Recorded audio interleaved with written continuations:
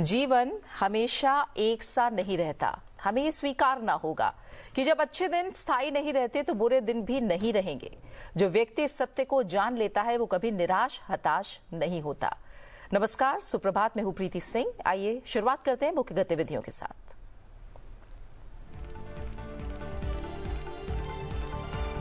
भारत करेगा अगले AI action summit की मेजबानी। प्रधानमंत्री नरेंद्र मोदी ने जताई खुशी।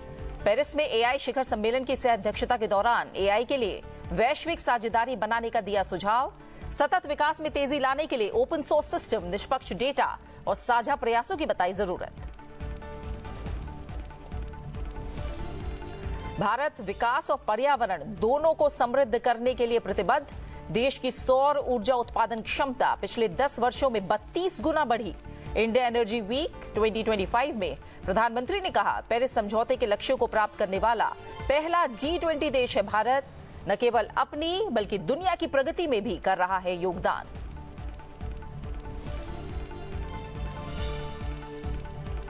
राज्यसभा सभापति जगदीप धनखड़ ने बिना इलिस्ट्रेशन के बाजार में बिक रही संविधान की प्रतियों को लेकर सरकार को सख्त कदम उठाने का दिया निर्देश। कहा, संविधान के हर अध्याय में बनी कृति का विशेष महत्व।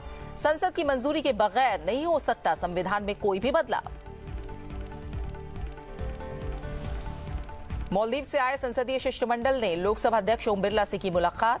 लोकसभा अध्यक्ष ने कहा, मालदीव हमारी नेबरहुड फर्स्ट नीति और विजन सागर का महत्वपूर्ण स्तंभ। मालदीव के संसदीय अभिलेखागार के डिजिटलीकरण के लिए सहायता दिए जाने का दिया आश्वासन। विश्व में बदलते आर्थिक माहौल के बीच विकासशील अर्थव्यवस्था को आगे बढ़ाने के लिए बजट में उठाए गए सशक्त कदम। वित्त मंत्री निर्मला सीतारमण ने बजट 2025-26 पर लोकसभा में 3 दिन चली चर्चा का दिया जवाब। कहा, बजट में ट्रांसफॉर्मिंग इंडिया को विकसित भारत बनाने की चुनौतियों को साधने की कोशिश। राज्यसभा में भी हुई आम बजट पर चर्चा।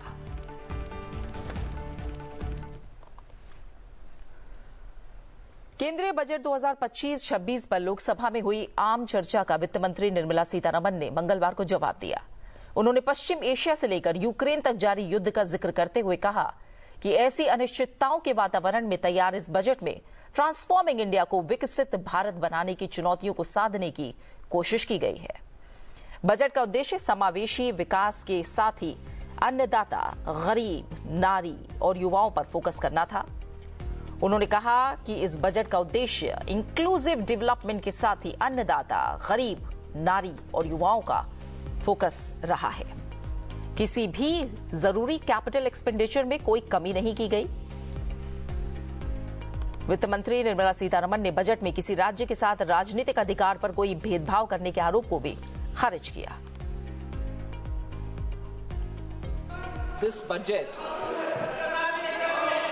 has come at a time of immense uncertainties and the change in the global macroeconomic environment makes it challenging. So if there are challenges which have actually made the budget preparation with a lot more uncertainties, I have to at least put in front of the August House that there are issues which are of global concern which also have an impact on our own budget making. There is a continuation of global conflict in the Middle East. Russia-Ukraine war continues. Stagnation in global GDP and sticky inflation in the emerging markets are all vitiating the atmosphere in the entire developing economies. Actually, what is happening is where we have ideally a situation which should encourage free trade, we are seeing more restriction. Where we very strongly vouch for globalization, we see a lot more fragmentation. Where we need fiscal prudence, we are seeing rising debt. Where we are seeing market forces which should actually play to make sure economies are going to be absolutely free and fair in its practices. We are seeing many restrictive industrial policies. As far as the first advanced estimates from NSO have come in, India's economy is expected to grow by 6.4% in real terms and by 9.7% in nominal terms. So during the current financial year, this is the picture which we want to present before you. The inflation trends. Rajya Sabha में शून्यकाल के दौरान बाजार में बिक रही संविधान की प्रतियों से बायस इलस्ट्रेशन हटाए जाने का मुद्दा उठा। राज्यसभा के सभापति जगदीप धनखड़ ने सरकार को निर्देश दिया कि संविधान की ऐसी प्रतियों की बिक्री या प्रचार प्रसार नहीं किया जाना चाहिए जिनमें ये कृतियां न हों। उन्होंने कहा कि संविधान के हर अध्याय में बनी कृति का विशेष महत्व है। संसद की मंजूरी के बगैर संविधान में कोई भी बदलाव नहीं हो सकता। माननीय सदस्यगण, भारत के संविधान जो हस्ताक्षरित है वही हमारा संविधान है और उस संविधान में जो संशोधन हुए हैं वो इसका हिस्सा है। ये निर्विवाद है कि जो संविधान हस्ताक्षरित है और जो सदन में भी है उसमें संशोधन है वही प्रचारित होना चाहिए, वही प्रसारित होना चाहिए। यदि अगर कोई भी प्रसारण इसके विभिन्न है, मतांतर है, तो वो किसी भी तरीके से मर्यादित नहीं कहा जा सकता। माननीय सदस्य ने ये कहा है कि संविधान की जो मूल प्रति है, जिस प्रति पर संविधान के निर्माताओं ने दस्तखत किए हैं, उसका अभिन्न अंग है 22 कृतियां जो भारत की सांस्कृतिक यात्रा के 5000 साल दर्शाती हैं। और आज के दिन कोई भी संविधान की पुस्तक लेता है उसमें ये नहीं है और ये अनुचित है। मैं आग्रह करूंगा सदन के नेता से कि हमारे संविधान निर्माताओं ने जो दस्तखत किए हैं उसमें उतना ही बदलाव हो सकता है जितना संसद स्वीकार करती है। उसके अलावा कोई भी बदलाव किसी भी व्यवस्था के तहत, चाहे न्यायिक व्यवस्था हो, संविधान में नहीं होना चाहिए। सदन ने जो कर दिया वो संविधान की का अंतिम परिभाषित प्रतिलिपि है। और माननीय सदस्य ने जो बात कही है, रोज देखने को मिलता है, छात्रों को पता नहीं, किसी पुस्तक में आपको वो 22 कृतियां नहीं दिखाई देती हैं। Any violation of this should be taken quite seriously by the government and severe action taken. प्रधानमंत्री नरेंद्र मोदी ने फ्रांस में एआई एक्शन समिट के दौरान अपने संबोधन में आर्टिफिशियल इंटेलिजेंस के महत्व पर जोर दिया। उन्होंने कहा कि एआई दूसरी तकनीकों से अलग है, यह हजारों जिंदगियां बदल सकता है। समाज और सुरक्षा के लिए आर्टिफिशियल इंटेलिजेंस बहुत जरूरी है। उन्होंने इस बात पर भी जोर दिया कि भारत सार्वजनिक भलाई के लिए आर्टिफिशियल इंटेलिजेंस एप्लीकेशन विकसित कर रहा है और देश के पास दुनिया का सबसे बड़ा एआई टैलेंट पूल है। एआई एक्शन समिट को संबोधित करते हुए प्रधानमंत्री ने कहा कि देश ये सुनिश्चित करने के लिए अपने अनुभव और विशेषज्ञता को साझा करने के लिए तैयार है कि एआई का भविष्य अच्छे और सभी के लिए है।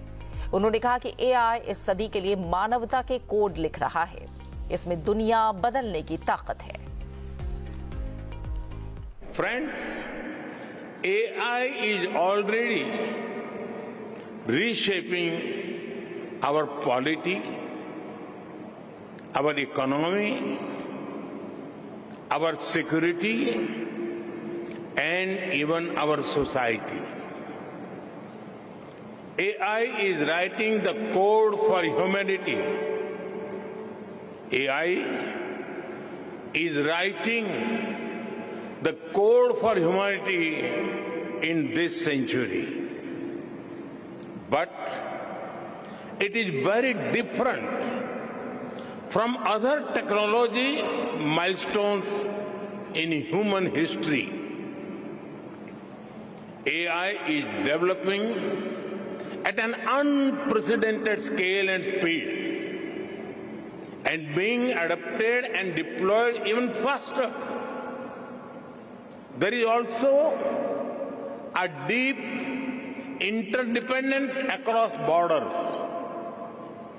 Therefore, there is a need for collective global efforts to establish governance and standards that uphold our shared values, address risks, and build trust. But governance is not just about managing risks and rivalries.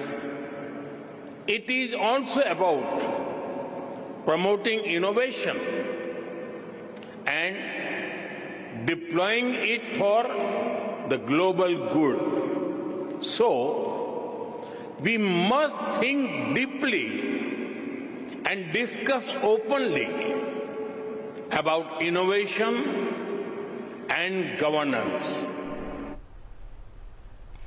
AI के कारण नौकरियां खत्म होने की बहस पर प्रधानमंत्री ने कहा कि इतिहास गवाह है कि टेक्नोलॉजी के कारण काम खत्म नहीं होता है। उन्होंने कहा कि नौकरियों के प्रकार बदल जाते हैं और नई तरह की नौकरियां पैदा होती हैं। AI can help transform millions of lives by improving health, education, agriculture, and so much more. It can help create a world in which the journey to sustainable development goals becomes easier and faster. To do this, we must pull together resources and talent.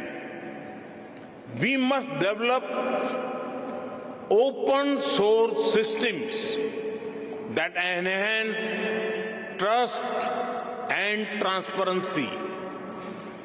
We must build quality data sets free from biases. We must democratize technology and create people-centric applications. We must address concerns related to cybersecurity, disinformation, and deepfakes. And we must also ensure that technology is rooted in local ecosystems for it to be effective and useful. Friend, loss of jobs is AI's most feared disruption.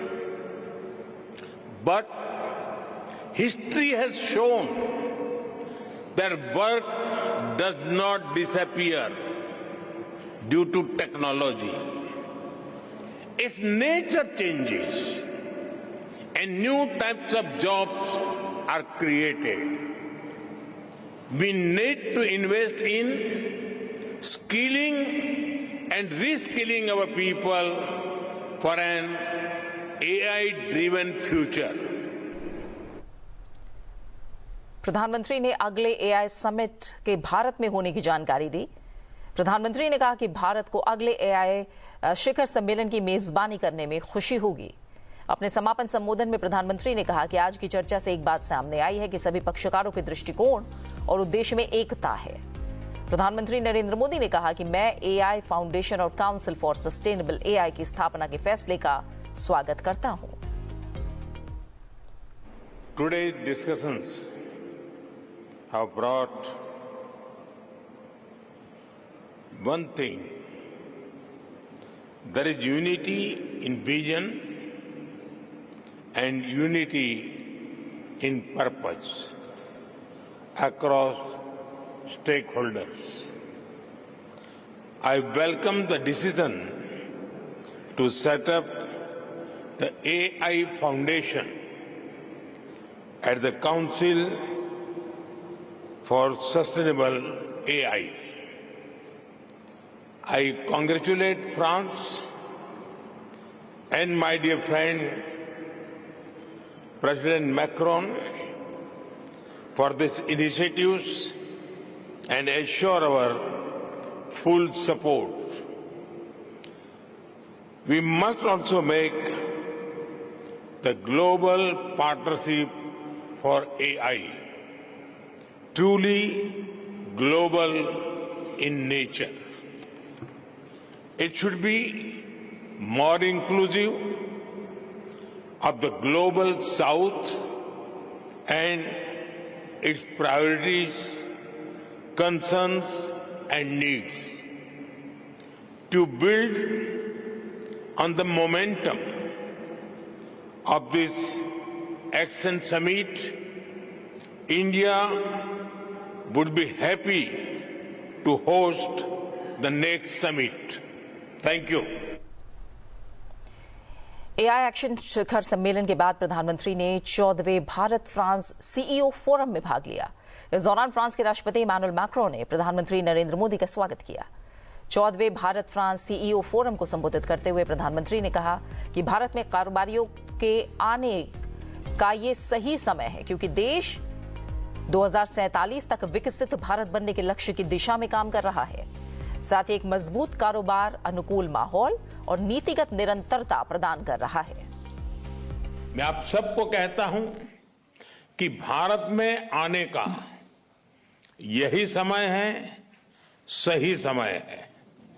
Bharat की प्रगति में सभी की प्रगति जुड़ी है। इसका एक उदाहरण aviation क्षेत्र में देखा गया, जब भारतीय कंपनियों ने हवाई जहाजों के लिए बड़े ऑर्डर्स दिए और अब जब हम 120 नए एयरपोर्ट्स खोलने जा रहे हैं, तो भविष्य की संभावनाओं का आप स्वयं अंदाजा लगा सकते हैं। साथियों, भारत के 1.4 बिलियन लोगों ने 2047 तक विकसित भारत का संकल्प लिया है। चाहे डिफेंस हो या एडवांस टेक्नोलॉजी, फिनटेक हो, फार्मा, टेक हो या टेक्सटाइल, एग्रीकल्चर हो या एविएशन, हेल्थ केयर हो या हाईवेज, स्पेस हो या सस्टेनेबल डेवलपमेंट, आप सभी साथियों के लिए इन सभी क्षेत्रों में इन्वेस्टमेंट्स और कोलैबोरेशंस की अनेक संभावनाएं हैं। मैं आप सभी को भारत की विकास यात्रा से जुड़ने के लिए आमंत्रित करता हूं। जब फ्रांस की फिनेस और भारत का स्केल मिलेगा, जब भारत का पेस और फ्रांस का प्रिसिजन मिलेगा, जब फ्रांस की टेक्नोलॉजी और भारत का टैलेंट मिलेगा, तो सिर्फ बिजनेस लैंडस्केप ही नहीं, ग्लोबल ट्रांसफॉर्मेशन होगा। प्रधानमंत्री नरेंद्र मोदी ने इस कार्यक्रम में एआई, अंतरिक्ष प्रौद्योगिकी और मेक इन इंडिया कार्यक्रम में भारत की उपलब्धियों पर भी प्रकाश डाला और कहा कि सुधार, प्रदर्शन और परिवर्तन के मार्ग पर चलते हुए भारत दुनिया की 5वीं सबसे बड़ी अर्थव्यवस्था है। दुनिया की सबसे तेजी से बढ़ती प्रमुख अर्थव्यवस्था जल्द ही दुनिया की 3री सबसे बड़ी अर्थव्यवस्था बनने जा रही है। साथियों, भारत और फ्रांस केवल लोकतांत्रिक मूल्यों से ही नहीं जुड़े हैं। हमारी दोस्ती की नींव डीप ट्रस्ट, इनोवेशन, जन कल्याण की भावना पर आधारित है। हमारी साझेदारी केवल दोनों देशों तक ही सीमित नहीं है। हम वैश्विक समस्याओं और चुनौतियों के समाधान में मिलकर सहयोग दे रहे हैं। मेरी पिछली यात्रा के दौरान हमने अपने साझेदारी के लिए 2047 रोड मैप बनाया था। उस पर चलते हुए हम हर क्षेत्र में सहयोग को व्यापक तरीके से आगे बढ़ा रहे हैं। साथियों, आप में से अधिकतर कंपनियां भारत में पहले से मौजूद है। Aerospace, ports, defence, electronics, dairy, chemicals और कंज्यूमर गुड्स जैसे अलग अलग क्षेत्रों में आप सब हैं और काफी एक्टिव है। कई सीईओ से मुझे भारत में भी मिलने का अवसर मिला है। भारत में बीते एक दशक में जो बदलाव आए हैं उससे आप भली भांति परिचित हैं। हमने एक स्टेबल पॉलिटी और प्रिडिक्टेबल पॉलिसी, ये इकोसिस्टम स्थापित किया है। रिफॉर्म, परफॉर्म, ट्रांसफॉर्म के पथ पर चलते हुए आज भारत विश्व की 5वीं सबसे बड़ी इकोनॉमी है। विश्व की सबसे तेजी से ग्रो करने वाली मेजर इकोनॉमी है। जल्द ही दुनिया की तीसरी बड़ी इकोनॉमी बनने जा रहे हैं।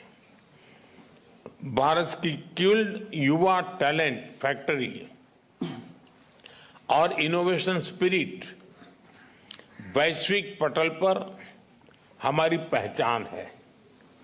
आज भारत तेजी से पसंदीदा ग्लोबल इन्वेस्टमेंट डेस्टिनेशन बनता जा रहा है।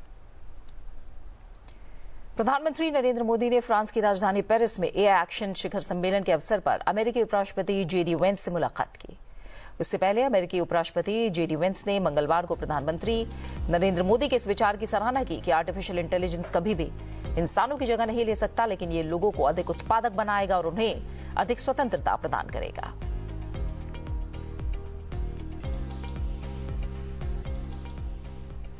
प्रधानमंत्री नरेंद्र मोदी बुधवार को फ्रांस के बंदरगाह शहर मार्सेले पहुंचे हैं। मार्सेले में भारतीय समुदाय ने गर्मजोशी से उनका स्वागत किया। प्रधानमंत्री नरेंद्र मोदी को जोश से भरे प्रवासी भारतीयों से हाथ मिलाते देखा गया। वो भारतीय ध्वज लहराते दिखे। प्रधानमंत्री नरेंद्र मोदी फ्रांस के राष्ट्रपति इमैनुअल मैक्रों के साथ भारत के नए महावाणिज्य दूतावास का उद्घाटन करने के लिए मार्सेले में हैं।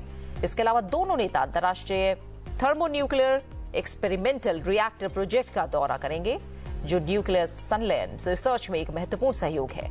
साथ ही माचुगेस युद्ध कब्रिस्तान का भी दौरा करेंगे और प्रथम विश्व युद्ध के दौरान अपना बलिदान देने वाले भारतीय सैनिकों को श्रद्धांजलि देंगे।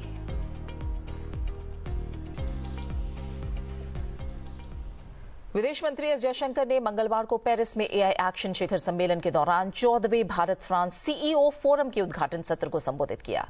इस दौरान उन्होंने कहा कि डिजिटल युग में विश्वास और पारदर्शिता की जरूरत है। विदेश मंत्री ने कहा कि भारत और फ्रांस की स्वतंत्र मानसिकता की परंपरा है और इसे अलग अलग समय पर विभिन्न तरीकों से व्यक्त भी किया गया है। उन्होंने कहा कि ऐसा नहीं है कि हम सिर्फ एक जैसा सोचते हैं, हम एक दूसरे की स्थिति को मजबूत करने के लिए सक्रिय रूप से प्रयास करते हैं।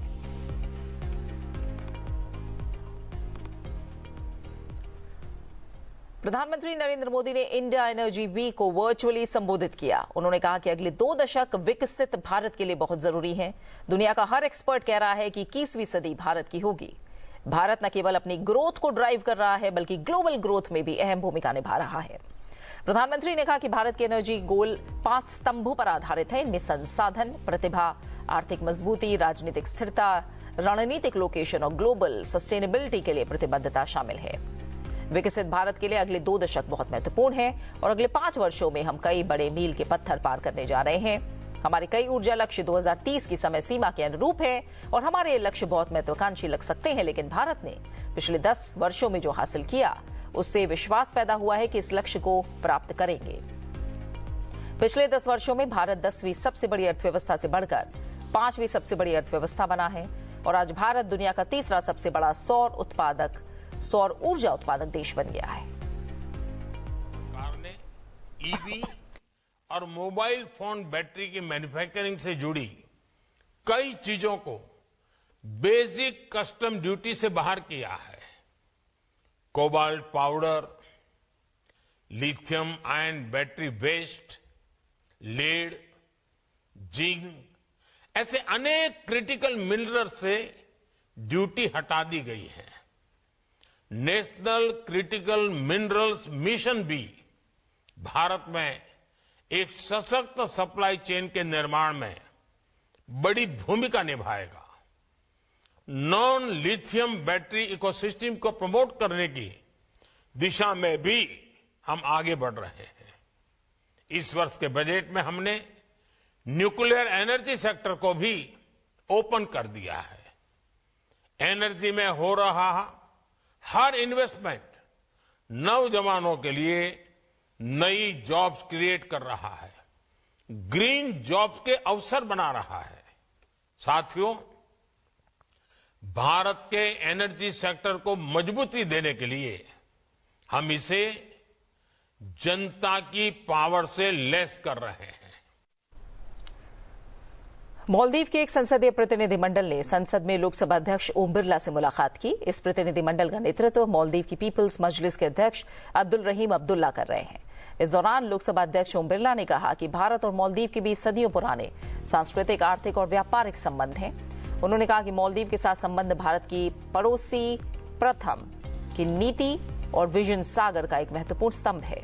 उन्होंने प्रतिनिधिमंडल को बताया कि भारत अपने संविधान के 75 वर्ष पूरे होने का जश्न मना रहा है और इस संबंध में संसद में एक विशेष चर्चा का भी आयोजन किया गया।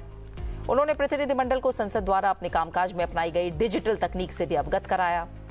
भारत की संसद में डिजिटलीकरण में हुई प्रगति का उल्लेख करते हुए शिष्टमंडल को बताया गया कि विधायी दक्षता बढ़ाने के लिए टेक्नोलॉजी का ज्यादा से ज्यादा उपयोग किया जा रहा है।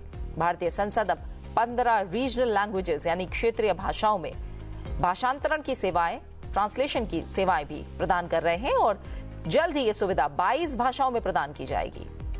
मालदीव ने संसदीय अभिलेखागार के डिजिटलीकरण के लिए भारत से सहयोग का अनुरोध किया। लोकसभा अध्यक्ष ने मालदीव विधानमंडल को इस संबंध में सहायता दिए जाने का आश्वासन दिया है।